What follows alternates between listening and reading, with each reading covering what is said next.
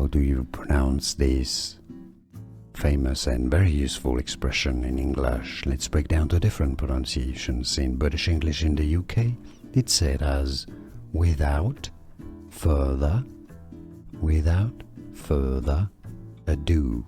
Now, in American English in the US, it's pronounced similarly but a little bit different. Let's hear it. Without further ado. Without further ado. How do you pronounce this famous and very useful expression in English? Let's break down the different pronunciations. In British English in the UK, it's said as without further ado. Now, in American English in the US, it's pronounced similarly but a little bit different. Let's hear it. Without further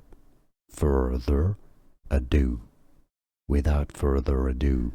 Here are more videos on how to pronounce more confusing words and names too many mispronounced. Like this video if you found it useful. I appreciate your support. I'll see you soon and thanks for watching.